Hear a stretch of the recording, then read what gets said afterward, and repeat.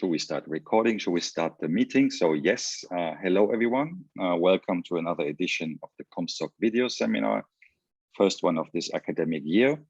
So let me first make a few general remarks, both for those of you who are new and those of you who've done this many times. So a couple of things have changed. So one thing you may or may not have noticed, you may have managed to get here without passing our usual very strict security screening by just clicking on the website on a link. So for technical reasons, we don't know right now at the moment how to do this in the way that we used to. And that also means you are missing out on the password riddles. That's my main concern. Actually, I think the security itself is probably under control. So we have this big button here that says switch everything off. So if suddenly the lights go dark everywhere, then some of us were worried and we switched it off for a while.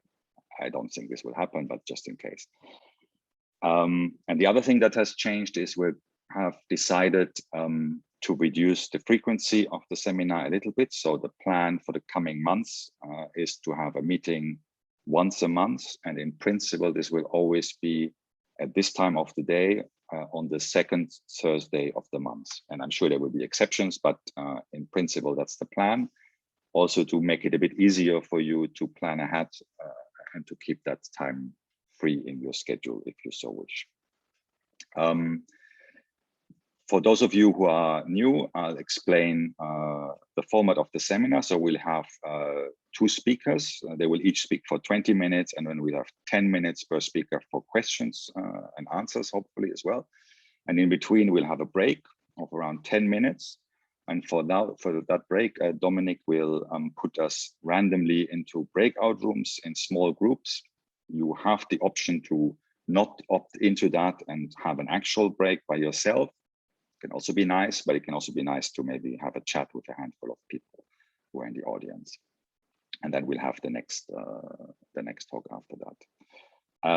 If you have a question during either one of these talks, you can already, while they're speaking, formulate your question and put it into the chat. And I'm showing you how we do it like this. So no, not questions. If you have just one question, you can write it in the singular, sorry. And that makes it a bit easier in between all the other things like comments about the University of Toronto and so on to distinguish which ones are the ones that people might want to react to. And then people will not really notice this during the talk. They will pick it up afterwards during the Q&A. And then we know already we have a couple of questions, and then people can ask those questions through the microphone, or we can read them out from the chat. If I think that's all the organizational stuff, then I would like to ask Svetlana to please share her slides with us while I introduce you. So Svetlana is assistant professor in Singapore at Nanyang Technological University. Probably many of you will know some of her work. So for example, she has worked a lot on iterative voting, which is actually something that the second speaker today is going to be talking about. Another big topic has been manipulation elections, very often the complexity aspects of manipulation. And this is also in a slightly different guise what she's going to be talking about today. So Svetlana, the floor is yours. You are muted because I muted you earlier, but you can unmute yourself and go ahead. Welcome. Okay, thank you for the introduction. And today I will mostly talk about games and voting, and this is based on the joint work with my very nice and especially very patient co-authors. Thanks for them.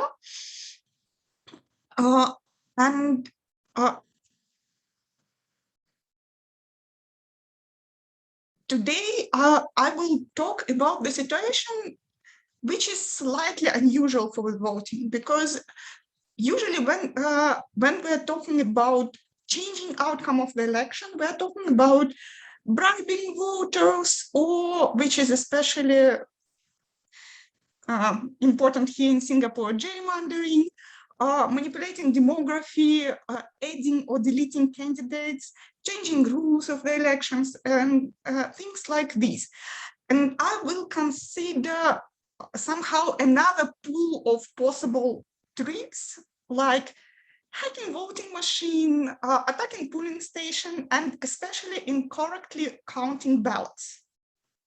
And with incorrectly counted ballots, what can be done when after the damage to the election is actually in place? The standard answer is we can try to prevent this in advance by sending observers to the voting districts. This is actually a very expensive way to prevent fraud, because pretty much you need an observer at every district. Another possibility is to recount ballots, and sometimes it helps, but we also do know that sometimes it doesn't. So we have a good guy here who tries, given very limited recounted resources, decide what districts to recount. And I will talk a little bit more about his aim later, because it's slightly counterintuitive. And we have a bad guy here who need to decide which districts to manipulate, and of course, how to manipulate, which votes to change, and to change to which candidate.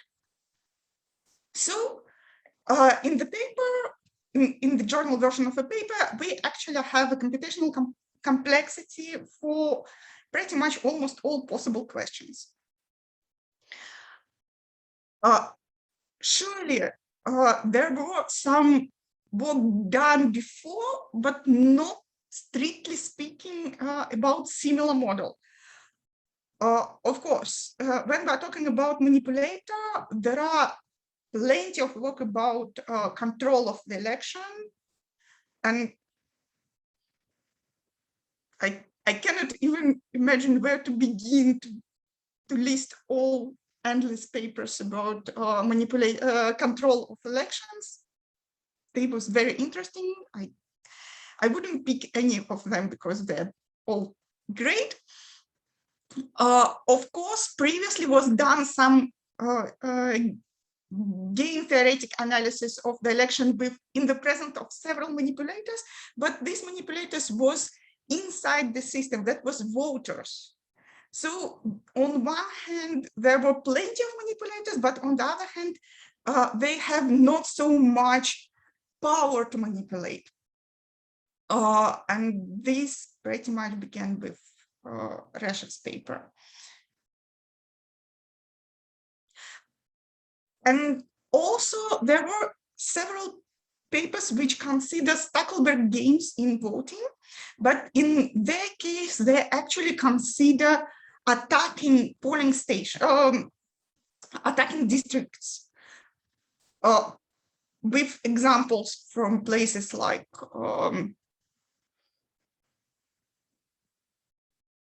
Pakistan, I believe, when the whole polling station was completely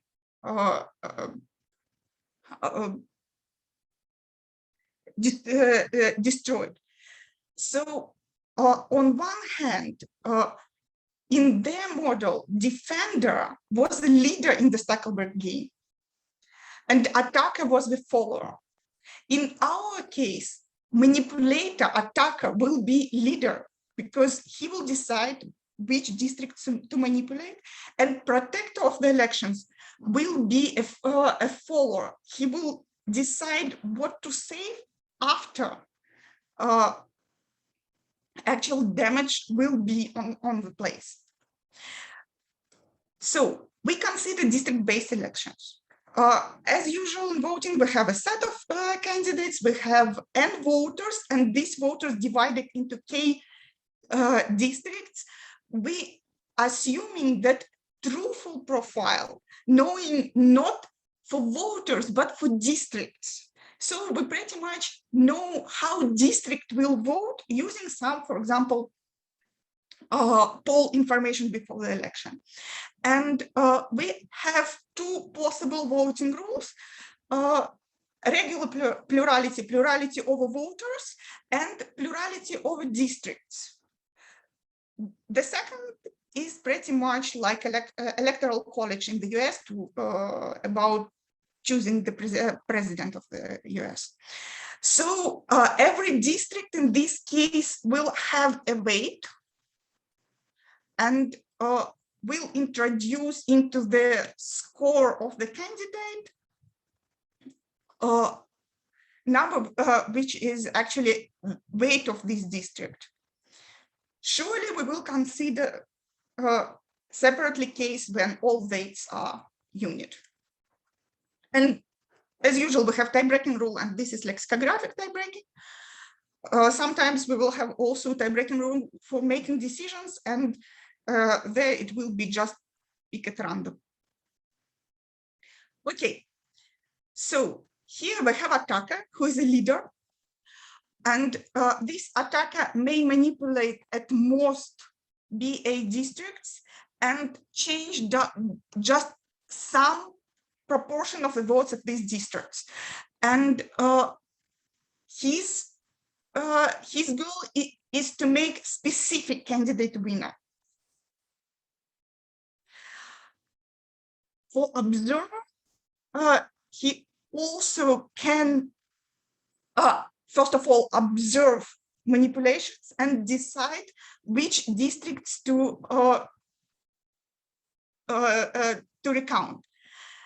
And defender will try to maximize social welfare. So he wouldn't try to return victory to the original winner of the election. He will just try to make a winner, somebody who is better than candidate chosen by the attacker from social welfare point of view, or in other words, has more points in the truthful election compared to candidate P. So, of course, attacker do know that defender will recount and will recount optimally. For example, we have here 3 candidates. P is candidate which our attacker want to be a winner, and P is winner by lexicographic tie breaking. For example, he's current president and have a lot of administrative power.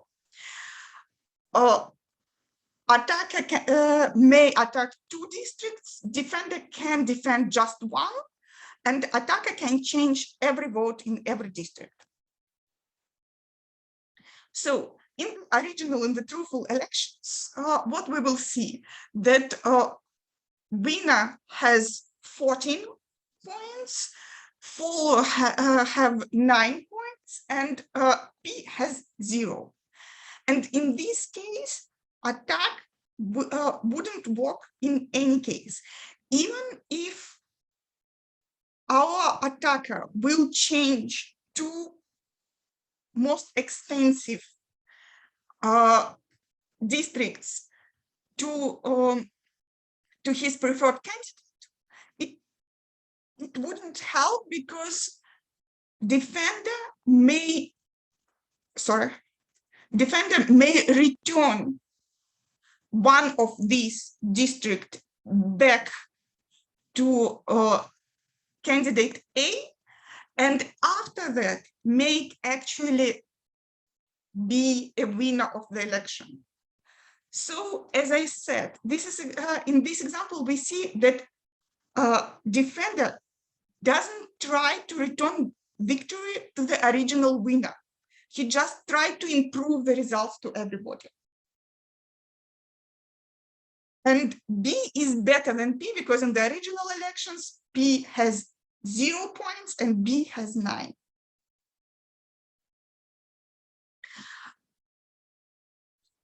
Okay, so if we consider plurality for voters here, it will be no winning manipulation for attacker.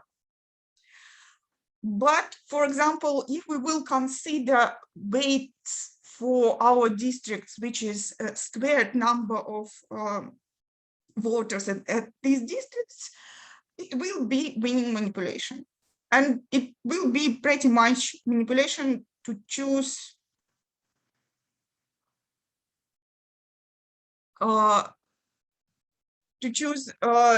two main districts and switch votes in these districts to P. In this case,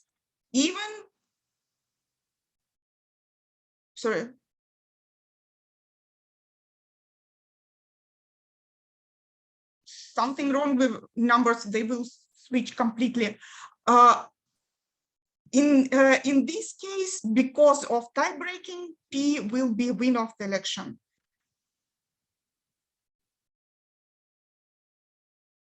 What can I say? I shouldn't let my son to go near my laptop, but I cannot. Okay, and somehow predictable. This is mostly pretty hard problems on both sides, with one very nice exception here.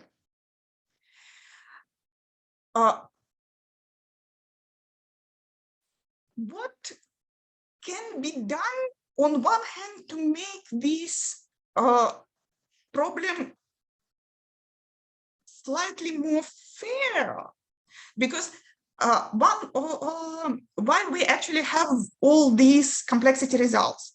Because votes may go from one non-winning candidate to another non-winning candidate, just to prevent defender from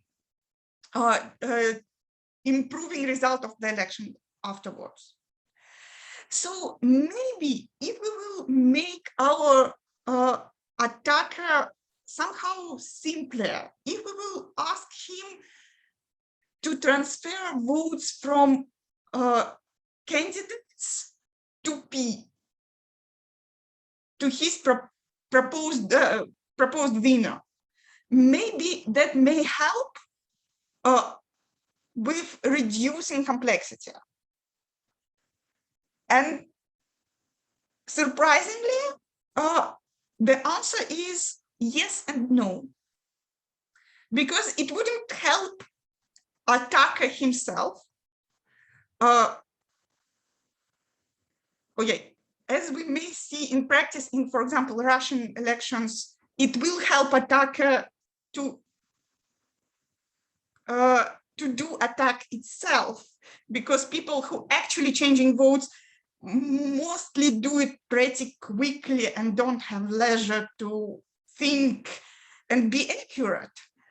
But on the other side, it wouldn't make complexity of attack significantly better.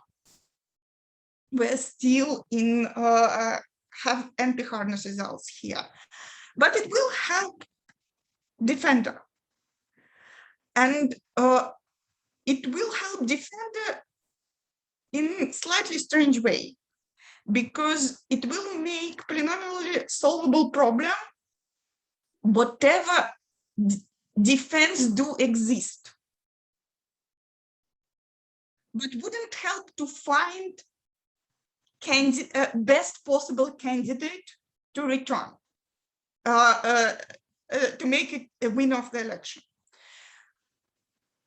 You may imagine simple algorithm when for every candidate, we can calculate for every district recounting of this district, how will change difference between points of this candidate and P. So looking at all these changes, we can just choose districts which give us most most difference in favor of this candidate A compared to P, and recount them. If after such recounting, A will have more points than P, that means winner of the elections will change, and it will change to the better compared to P, but not necessarily to A. So if after such recountings, we will find out that at least once we may change the outcome of the election, we will have yes as answer to the question, can we make outcome of the election better to the people? But we still wouldn't have answer to the question how to find the best possible candidate in for which we will recount our votes. And for this problem, we actually just have approximation algorithms. And the greedy algorithm, which I try to describe right now, is 1/2 approximation. So candidate which this algorithm will find will have at least half points compared to best possible candidate. Okay, this what was done, and a few words about what can be done. As usual, we begin with plurality, but I do wonder what will happen with other voting rules. And of course, if we will change voting rule, maybe we may find some nice heuristic about attacker or defender strategy. Very evident thing to do is probabilistic model here. And to say the truth, when Zinevia and me decided what to do and found out that this problem can be very interesting, we consider probabilistic version of the model, but end up with fully determinant. And of course, we can do mixture of recounting and protection of the election with invigilators. So once more, of course, it cannot make our problems easier computation from computational point of view, but maybe using some heuristics, we may find something algorithmic here. Thank you. Hope you have questions. Thank you very much. So I suggest we unmute ourselves for a round of applause, everyone.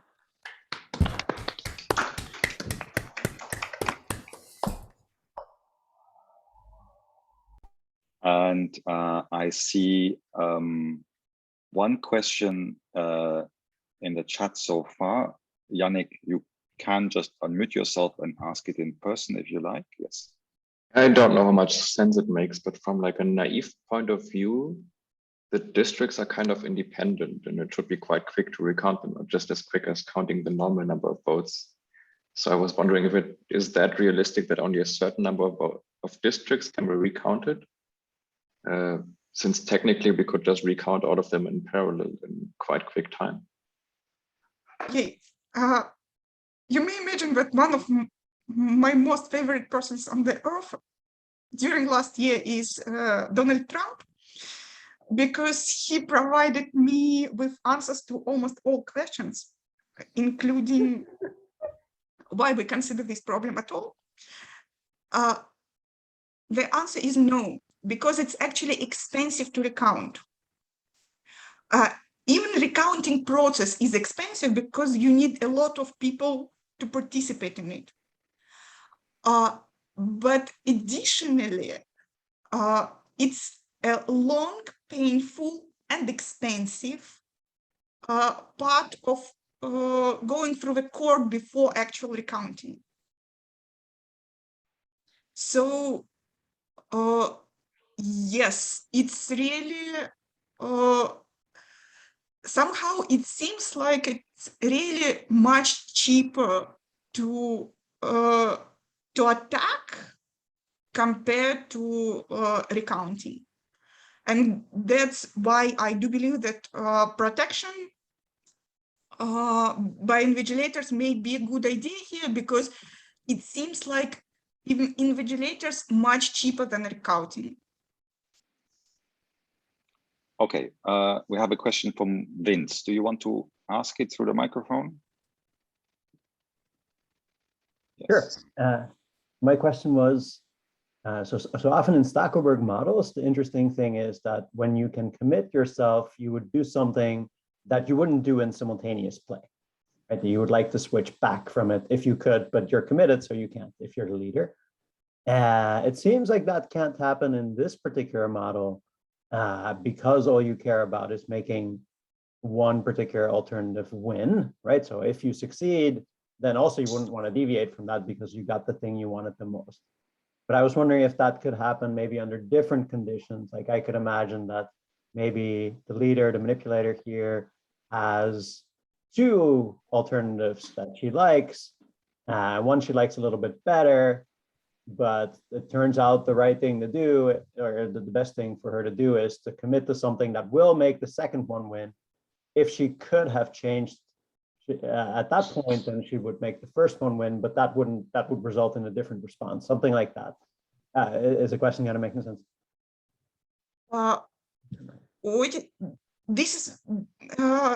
This is very interesting perspective, and somehow some bits of this there are in our model, because sometimes it's not actually attacker who makes P win, but defender, because attacker makes win even worse a candidate than P, and defender, to improve social welfare, makes P a winner of the election. So this is somehow like this. If this worse candidate is something like first choice for the attacker and P is the second choice for the attacker, it will be something like switching between these strategies. Attacker cannot make this worse candidate a win, but as a second option, he will make a winner. He may make P a winner of the election. Yeah, that makes sense. That seems to be a similar phenomenon, a little bit different, because in that case, once the defender has acted that way, the attacker still wouldn't want to change, right? Because then actually the result is still P, as opposed to even that. But it seems to be, you're right, that it's a similar kind of phenomenon. That's interesting. Thanks. Okay, do we have more questions? You can also raise your hand. You can just unmute yourself, to be honest. It's we're all one family here, and start talking. In the meantime, I will ask a quick question. So I was wondering, I did not always get how much the results depend on the number of candidates, and specifically, are the results still more or less the same in the special case of just two candidates, which might be easier but interesting from a practical point of view? Two candidates are easy. Everything you talked about would be easy, or? Yes, I believe everything is easy. And for two candidates, everything is easy. And I wouldn't say for sure right now, because I really don't remember, but I believe that three candidates also should make at least some problems easier. So Edith, unmute yourself. So let's see what she has to say.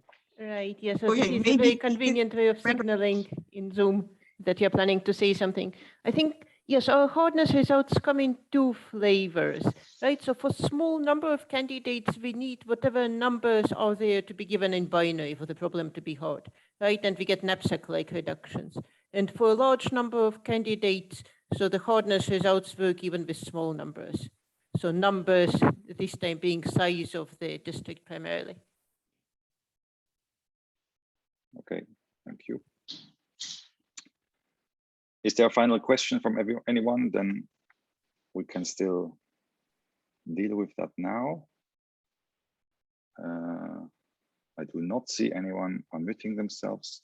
All right, then thank you very much once more. Let's clap once more. We have time for that.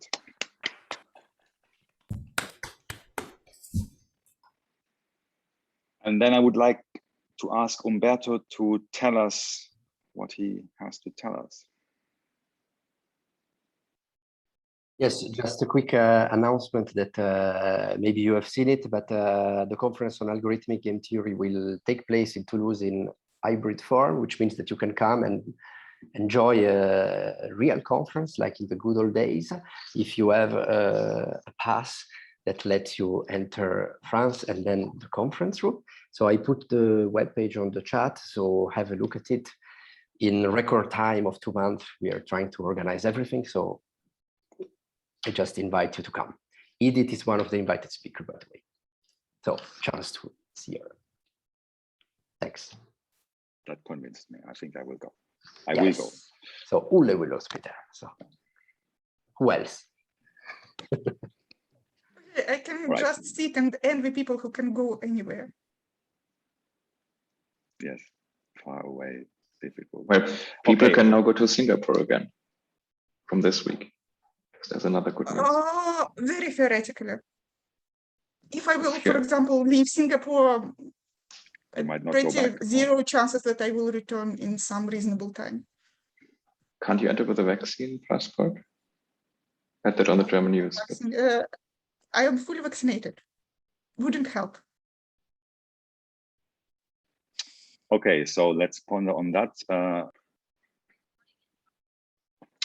All right, then welcome to the second part of today's session.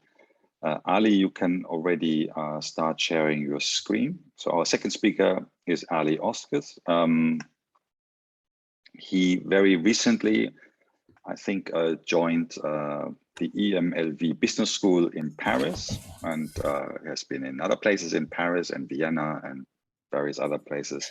Before, he's been working on a number of different topics in social choice theory. So, for example, some of you may have seen his papers on polarized preference profiles.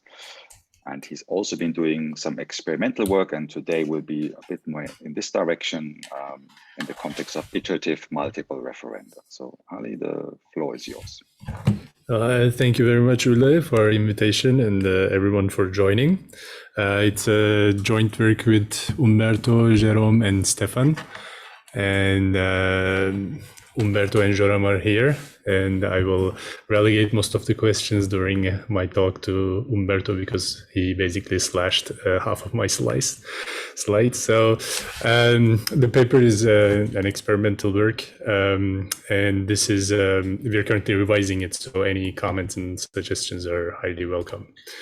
So let's start. So basically the paper is about multiple referenda or elections, and we look at the impact of iterative voting in this context. And basically we ran lab experiments, and I will talk about the results. But if I could summarize, we have two major findings. The first one is that with iteration, the social choice outcomes improve. And also we are able to observe behavior, particularly in relation to rationality and optimism. And so I will quickly motivate the paper and then show you the experimental design and the procedures, and then I will quickly go into the findings. I will not show you the whole econometric analysis, but I will give you a quick highlights based on our findings. So here's a multiple referenda. We have 3 voters in 2 issues. We need to decide on building a swimming pool or a tennis court, and these are the preferences of these 3 voters on these 2 issues. And as you can see, the first voter has separable preferences in the sense that he prefers to have a swimming pool over tennis. He prefers to have a swimming pool, and this is not dependent on if the tennis court is built or not. And the second voter has separable preferences only in the first issue, the swimming pool, and the third voter has completely inseparable or inseparable preferences. And if we let them vote on these issues separately, and if we let them vote for their favorite combinations, the result of the majority vote will be YY, which is yes, yes for both options. But it's quick to observe that this option is the worst outcome for a majority of voters. And many other issues in this context have been observed and studied from mostly a theoretical point of view. And Brahms has a review of these things, and several methods of running multiple referenda have been proposed. For instance, simultaneous voting, which is I just went through, was an example of it, where voters vote for issues separately under majority rule. It is simple and very cheap, but as I've showed you, there are paradoxical outcomes that can happen. And one other option would be sequential votings, where voters vote on issues in a sequence. Still, to solve certain problems, you need to assume some other things. Another proposition is to use compact languages such as CP nets. And there's some studies that look at the social welfare implications of that, but obviously the communication costs or cognitive costs are high in this context. And another one is preference completion, where voters submit partial information, maybe top choices, and the rest is inferred from these. Of course, to infer the rest, you have to assume out non-separability, and still you may not be able to improve the type of on top of the paradoxes that I mentioned. Long and Xia had this survey in 2016, and that went through these propositions, and they concluded that none of these are perfect. There is another method that is proposed by some people, but more prominently by Bowman et al. In 2014, which entails iterative voting. And in particular, a context where voters revise their votes in a repeated, independent, and simultaneous protocol. So these kind of approaches are quite prevalent in economics and computational social choice, but in this particular context of multiple referenda, they were not studied theoretically. Bowman et al. Did a simulation analysis, and they found that actually the social choice outcomes improve with iteration in the simulation they developed. So that's basically where we take on. So we start with this finding that this iteration could improve the social welfare, and we put it in test in the lab with real subjects, human subjects. So, and in designing our experiments, we had three main questions in mind. One is about the individual behavior. Would the voters vote rationally, one way or another? Would they vote optimistically, or in other ways of rationalizable thinking processes, that I will explain these, of course, very soon. And we also had questions about individual dynamics, who would change their votes and when they would change their votes. And finally, of course, the major question is the impact of iteration on social welfare. As I said before, the main takeaways we have found is that subjects vote rationally and optimistically in the way that I will describe soon, and also iterating voting improves outcomes, at least in terms of average social welfare obtained in the election. So we consider the combinatorial domain of two binary variables, column and row, And based on these strict preferences are over the combinations of these two. So you could think of them as cells of a box. And so the counting the number of separable preferences is an open problem. But in this small exemplary case, we have 24 linear preferences, and 8 of them are separable, 8 of them are semi-separable, and 8 of them are fully non-separable. So I can show you these examples here. This one on the left is fully separable, and the middle one is semi-separable, and this one is non-separable. So we had these kind of payoff matrices in the experiment, and we had 9 elections, and subjects were randomly matched to an anonymous group in each election, and they did not know, of course, their previous elections, and they voted on issues with majority rule, and they voted simultaneously. And out of these 9 elections, 4 of them were one-shot elections, no iteration. There were 7 voters, and we had 5 other elections in which we had iterated voting, this time with 3, 5, and 7 voters. At each stage, you could see the previous results and vote tallies, and the final outcome would be the one that is repeated for 3 times. And if that doesn't hold, then we stop the voting at the 12th repetition. And we paid in total to subjects on average 16 euros per subject. The maximum was 26 euros, and we had 7 sessions, and all the experiments were run in the nice computerized experimental lab of Paris School of Economics in Paris. And this is how the experimental lab looks like. This is one of the sessions we held. And as a subject, this is the screen you would see in one of the rounds within an election. So on the left, you see your payoffs in case of all 4 possible outcomes. And you had to make choices on both the row and the column. And then on the right, you see the previous outcomes and the vote tallies. And we chose, as I said, we had 9 profiles, hence 9 elections, and we chose these 9 profiles to study majorly the quality of social choice outcome, the average social welfare, and particularly also individual behavior.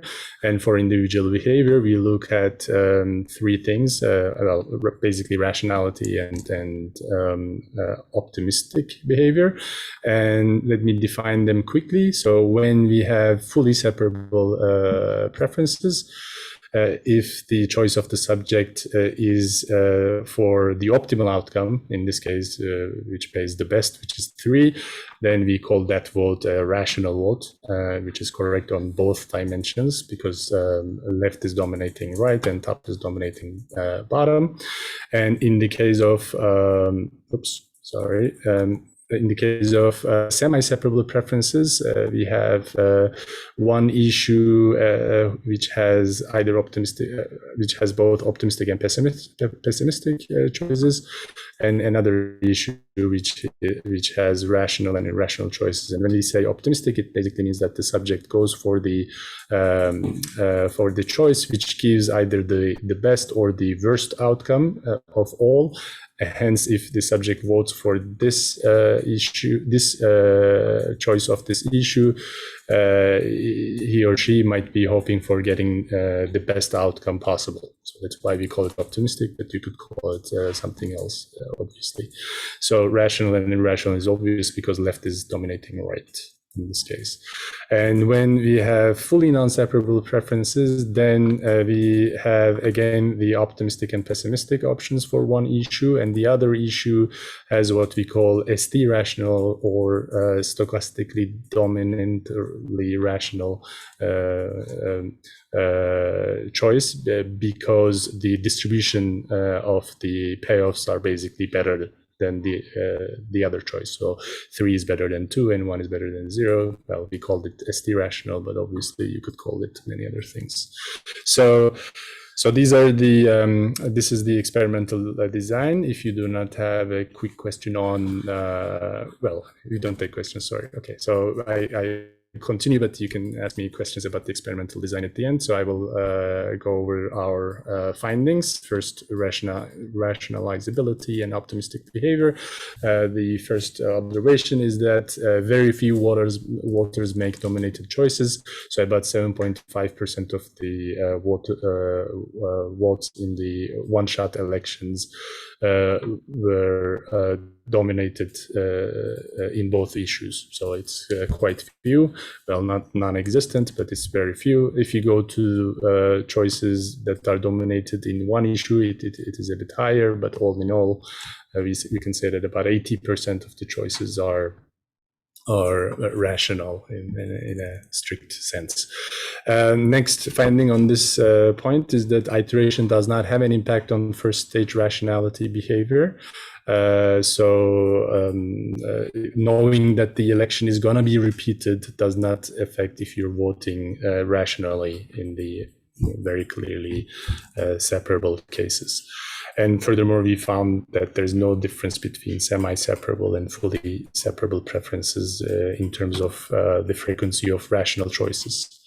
Another point on rationalizability, when we have non-separable preferences, we also find that quite high percentage of subjects, 70 to 80% of the subjects, make choices that are ST rationalizable. So that kind of confirms the finding that subjects tend to vote rationally. About optimism, so recall that when we have semi-separable or fully non-separable preferences, there's one issue for which the choice is either optimistic or pessimistic. This is semi-separable, this is fully non-separable. So in both cases, the row issue has optimistic and pessimistic choices. So what we find is that subjects, again, tend to choose optimistic options more often, around 70 to 80% of the times. And in one-shot elections, subjects make optimistic choices more often when payoffs are more convex. So these three profiles here increase in convexity, and we find that the optimistic frequency of optimistic choices are increasing in convexity. And about the iteration, we find that frequency of optimistic choices is also not affected by iteration. So knowing that the election is going to be iterated, you're not becoming more optimistic or less optimistic. So that was about the rationalizability and optimistic behavior. Next, we looked at the individual voting dynamics. That is to say, when and who changes their votes. So we found that separability induces less frequent vote changes. That is to say that we find more changes with non-separable preferences and less changes in semi-separability, and the fewest changes in separability in case of separable preferences. And we also furthermore noted that subjects change their choices more often when they are pivotal in previous stage, if the outcome was the worst, but not in the case where they did not get their best outcome. And so the point is that they do not change their votes to get the best outcome, but they do change their votes to escape from the worst outcome. So finally, let me talk to you quickly about the major finding about the social welfare. But before, what we see here is the number of groups that are left in the game over the iteration stages. So we had this 3-round repetition rule for stopping the game. And we see that about 50 to 70% of the groups stick to their outcomes for the first 3 stages. So they're out of the the game after the third round, and actually all groups in one of the elections concluded the sixth stage. They did not reach beyond stages. So we will call these groups who end up in the first three stages. So they do not change the outcome, although they change their choices. The outcomes stay the same. So the voting ends, and we call the others dynamic groups, and we look at them separately in analyzing the social welfare dynamics. So here is basically our major result about the social welfare.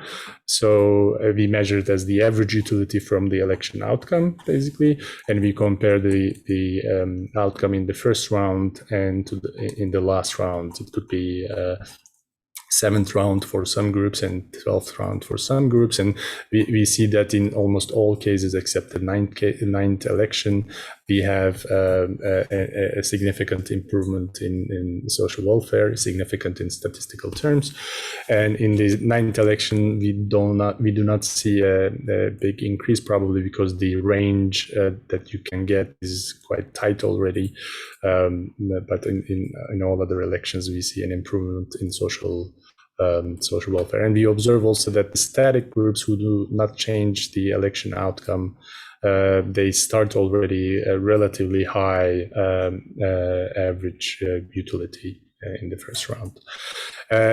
We also looked at Condorcet efficiency, although this was not our initial intention, and well, we do not have a clear indication about Condorcet efficiency. In some games, in some profiles it increased, in some profiles it stayed the same, and in some profiles it actually decreased. So we do not have a confident conclusion on Condorcet efficiency. So I have about 1 minute. Let me summarize what we have found. So subjects tend to vote rationally, particularly in the presence of separability. And when preferences are non-separable, we have a number of findings.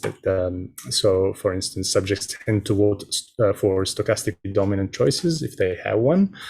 If they don't have one, they tend to vote optimistically more often rather than pessimistically, and the frequency of optimistic choices increase with the convexity of payoffs. In iterated elections, subjects tend to change their choices more often if they were pivotal in the previous stage, provided that they got the worst possible outcome, so that they do not change much if only they did not get their best outcome. And because of that, we believe social welfare improves with iteration, and that actually confirms what Bowman et al. Found in the same context but 3 issues, not 2 issues. But actually, this is in contradiction with the experimental findings of Mayer et al.'s recent paper on plurality voting. So some points on future research. I think I have a few seconds. So of course, we consider extension beyond binary issues and 2 alternatives. And obviously, there would be a better experimental design to look particularly at the Condorcet efficiency, which we did not have. And another idea is to look at the impact of communication in this case. What would happen if they could communicate?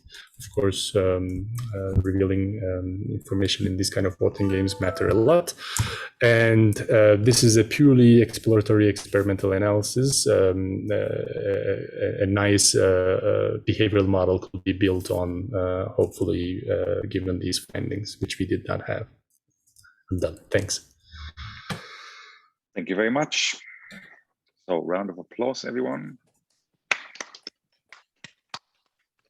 Thank you. So if you have a question and you are fast, you can type it into the chat. You can also raise your hand by going to the reactions menu and there find the raise your hand button.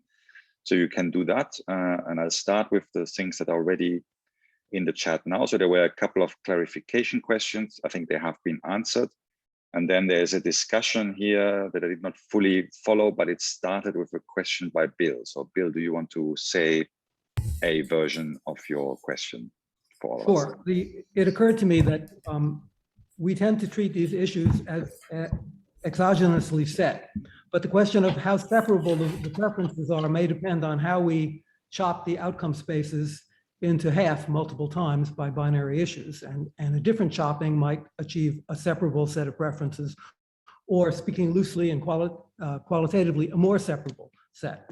And I wondered whether anyone has ever treated multiple referenda from the point of view of first looking at the problem of what's the best way to choose the issues to achieve maximal separability. And then there were some responses by Jerome and Umberto. Thanks, Bill. I will read those. Okay, that was quick, at least the answer. Do we have more questions? Yes, Joshua, please. Yeah, I was wondering what evidence you had or found in your experiments for participants in the iterative profiles that did not update myopically, either with better responses or if kind of to my question or to my clarifying question, if subjects were aware of other payoff matrices, if agents perhaps, or if people voted for their second best in hopes of breaking ties better. Yeah. Well, thanks. Yeah, so there are some models of behavior that are proposed in similar contexts. One immediate one I remember is from Reshev's papers. But we did not look at those in this granularity, like if they are doing some strategic one way or another choices. But this could be done, so it's a good point actually, looking at if they're myopic best responding behavior in that, but we did not at the moment. Okay, thank you and good talk. Thanks, good point. Thanks very much. Judy, do you want to ask a question? You unmuted yourself, or is it random? No, it was random. It was random.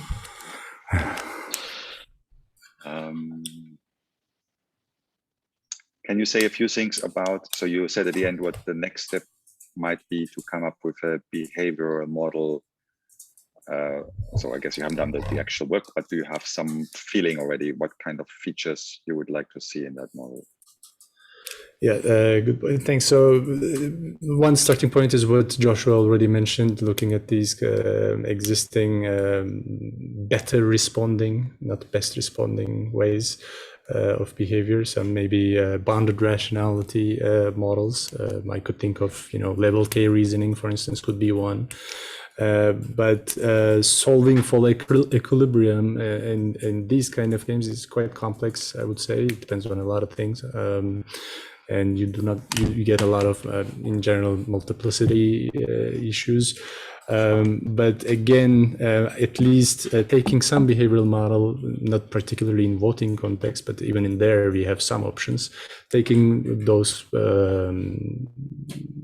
bounded rationality models and looking what they imply in this case, and then checking if they apply, they predict or explain some of the observations we have is one of the ways that we would go forward.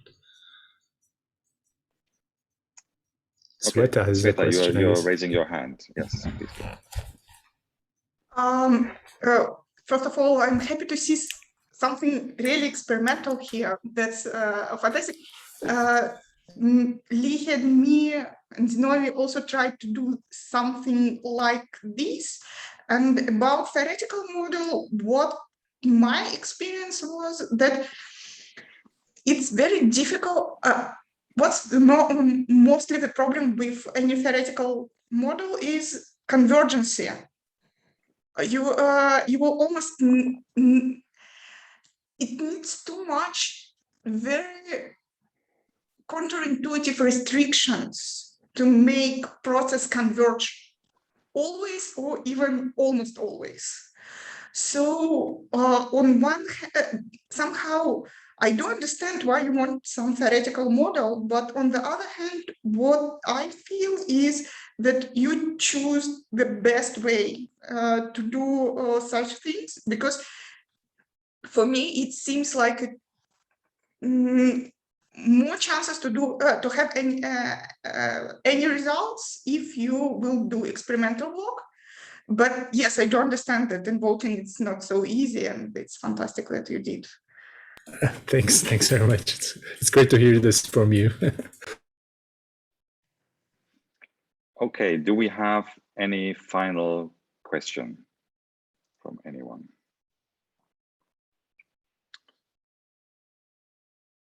3, 2, 1. Thank you very much. Okay, then thank you very much once more for this very nice talk. Thank you. And I'm going to hand over to Bill to announce the next seminar. Okay. So Ulle, interrupt me if the connection is bad. My internet connection is not so great. So we are on a second Thursday of every month schedule for the seminar. And in this case, that means 5 weeks from now, on October 14th, our two speakers at the stand will be Joa Chen and Connell Duddy. We don't have just a topic yet. Connell Duddy will be speaking on fairness and random assignments, and you're all welcome to rejoin us in 5 weeks. Thanks. And goodbye, everyone. Okay, you are indeed will be welcome, but it will be harder to get in here, Dominic just promised. So I'm looking forward to that as well. All right, then see you soon and have a nice rest of the week. Bye-bye. Bye. Bye-bye.